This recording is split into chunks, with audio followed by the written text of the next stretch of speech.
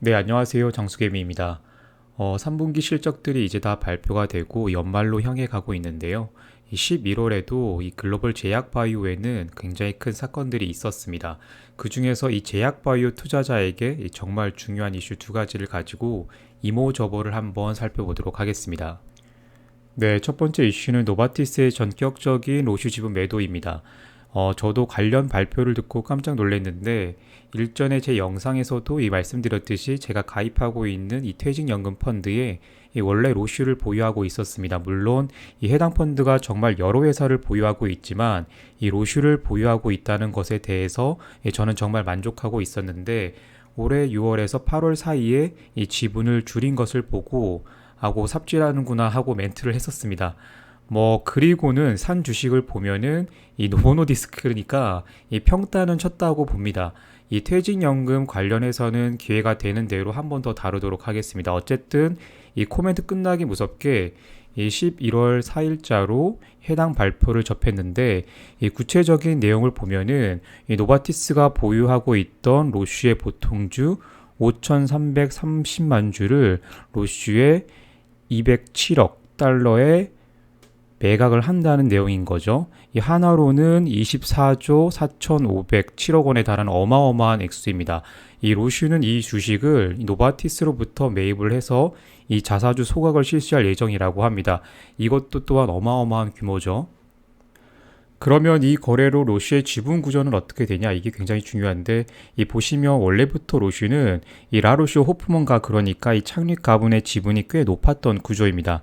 이 경영권을 흔들 만큼은 안 되지만 어쨌든 이 단일 주주로는 2대 주주로 노바티스가 있어서 이 노바티스가 지분을 매입한 2002년 이후로 끊임없이 인수합병에 대한 루머가 양산되는 결정적인 이유였습니다. 그런데 이번 환매 결정으로 이 창립 가문인 호프먼가의 지분율은 보시는 것처럼 67.5%로 올라가고 일반 주주의 지분 가치는 이 16.6%에서 24.9%로 크게 상승하게 됩니다. 그러니까 이 재퇴직연금 펀드에서 로스 지분을 그냥 가지고만 있었어도 이 매도로 벌어들인 이익보다 훨씬 상회하는 이익을 가만히 앉아서 가져갔을 겁니다.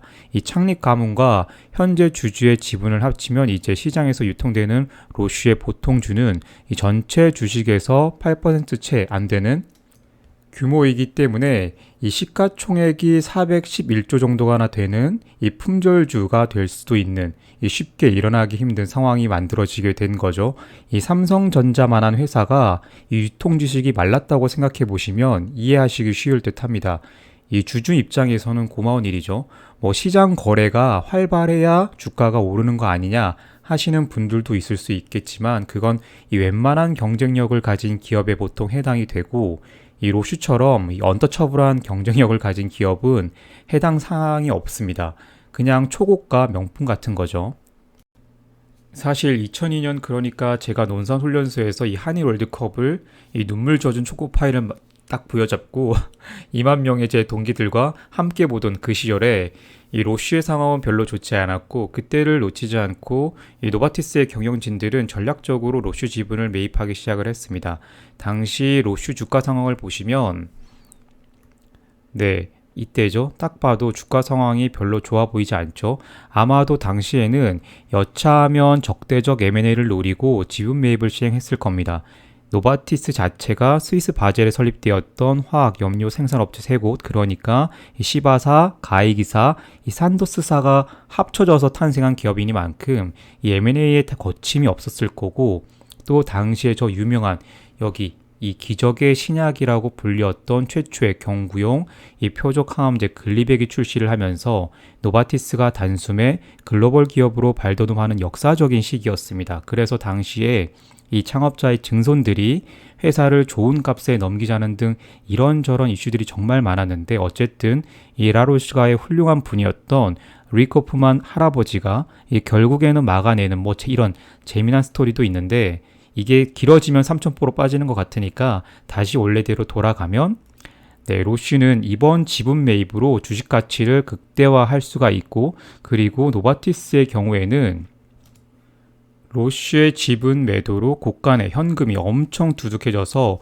향후 파이프라인 확충하는데 거침없이 나설 수 있게 되면서 양사 모두 윈이라는 모습입니다.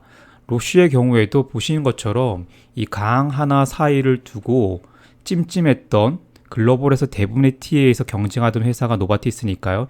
이런 관계에서 후련해지고 이제야말로 일점 불사할 수 있는 채비를 갖추게 되었다고 볼 수가 있습니다. 그러면 시장에서 이 헤비바이오로 나설 노바티스를 한번 살펴보죠. 일단 노바티스의 밸런스 시트는 나쁜 편은 아닙니다.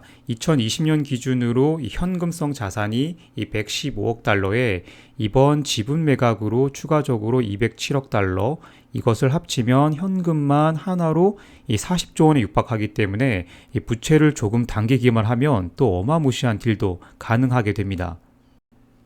네, 제품 현황을 보시면 역시나 제가 매번 이야기하듯이 이 만물상 회사답게 정말 이것저것 안 가지고 있는 게 없는데, 일단 주력 제품이 현재 CV에서는 엔트레스토, 그리고 이뮤놀로지에서는 인터루킨 17 제제인 네코센틱스, 그리고 이 항암제 라인에서는 정말 재미있게도 저도 이 프로막타인데 한국에서는 레볼레이드라 불리는데요. 저도 노바티스 입사할 때 이 레볼레이드 스페셜리스트로 입사했는데, 레볼레이드, 그리고 이 골수 섬유화증에 쓰는 이 자카비, 이런 제품들이 세일즈를 캐리하면서 이 새로 런칭한 후속 신약들이 이 세일즈를 올리고 있는데, 역시나 조합을 자세히 들여다보면 분명 보완해야 될 부분이 있습니다.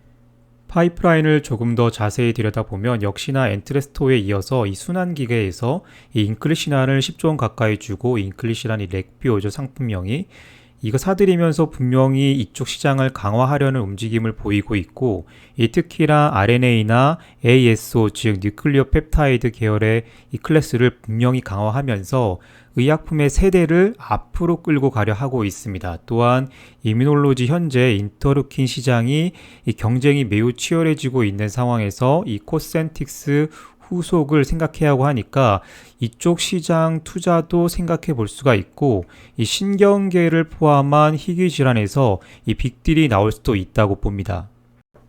항암제에서는 역시나 글리백 이후로 그만치 시장에 강력한 임팩을 주었던 약제 개발이 보이지는 않는데, 특히나 이 자사의 면역 항암제로 개발하던 이 스파탈리주맙이 이 위드로 되면서 이 급하게 이 베이진의 이 티슬레리주맙을 가지고 왔는데, 사실 이 너무나 단단한 면역 항암제 시장을 뚫고 들어가기에는 좀 벅차지 않을까 합니다. 또한 야심차게 준비해서 런치한 이 양성, 호르몬 양성이죠. 그리고 허투 음성에 쓰는 이 유방암 치료제 이 키스칼리도 물론 퀄리티 스타트를 하고 있기는 하지만 이 경쟁 회사의 약제에 비하면 아쉬운 면이 없지 않습니다.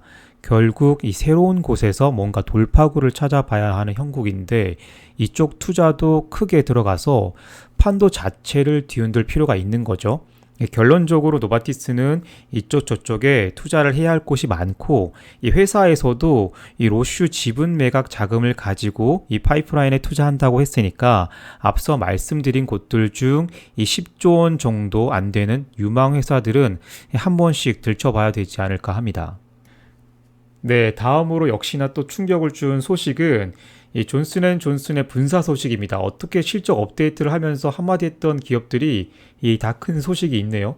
이 존슨앤존슨은 그들의 시작과 함께 했던 이 소비자 건강 사업부를 이번에 전격적으로 분할해서 이 새로운 회사를 만들고, 이 존슨앤존슨에는 보시는 것처럼 의약품 사업부와 그리고 의료기기 사업부만 남기는 엄청난 결정을 내렸습니다.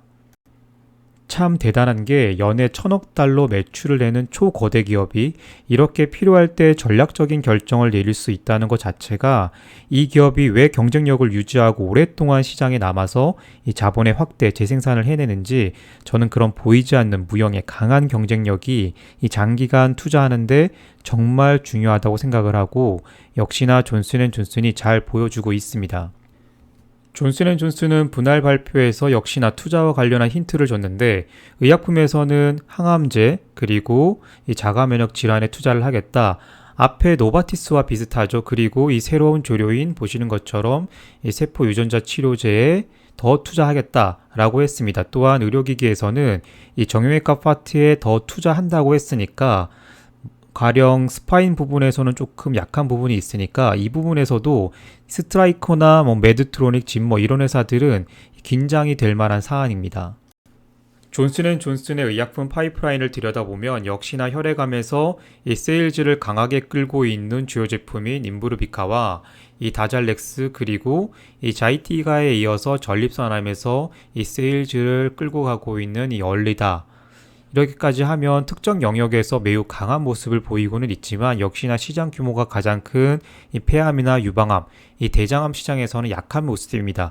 이 시장에 들어가기 위해서 여러 약제를 준비하고 있는데 이 밑에 보시는 이 리브리반트, 이 아미반타맙도 그중 하나입니다. 물론 이 리브리반트 단독으로는 힘들고 역시나 유한양행에서 라이선스 인한 이 레이저티닙도 이 존슨앤존슨이 기대를 할 수밖에 없는 옵션입니다.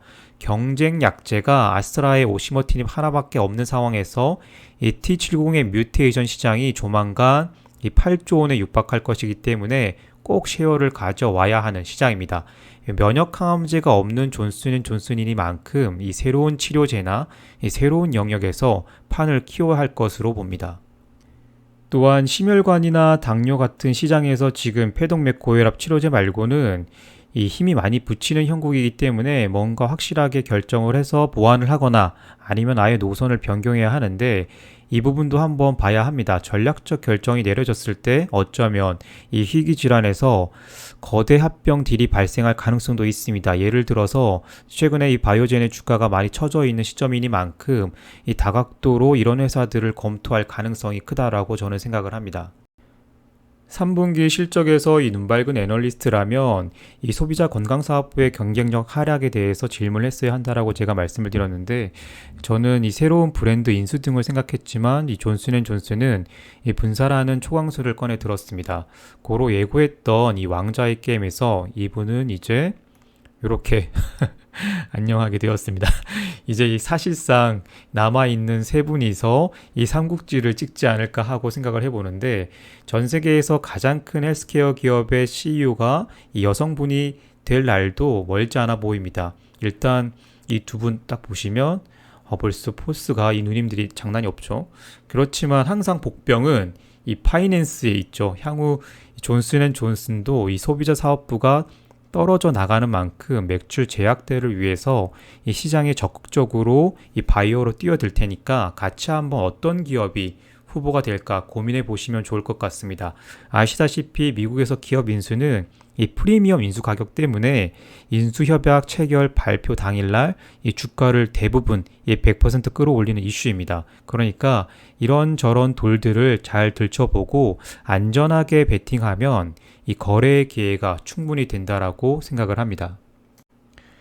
네, 여기다가 우리의 머크의 이 대머리 세오 형님은 엑셀러론을 13조 원이나 주고 인수하면서 이 앞으로 몇 년 동안 이 머크의 대차 지저표가 깨져도 이 상관치 않고 지르겠다라고 했으니까 뭐 이건 개전을 앞둔 폭풍 전야의 형국입니다. 머크 CEO인 이 랍이죠, 랍 데이비스인가 그렇죠, 이분도 이 파이낸스 헤드 출신이죠. 그럼 이번 제약바이오 이모저모의 한 줄 요약을 한번 해보겠습니다. 이 회사들의 움직임을 바라보는 이 상위 제약사들 입장에서 보면 아마 이런 심정일 겁니다.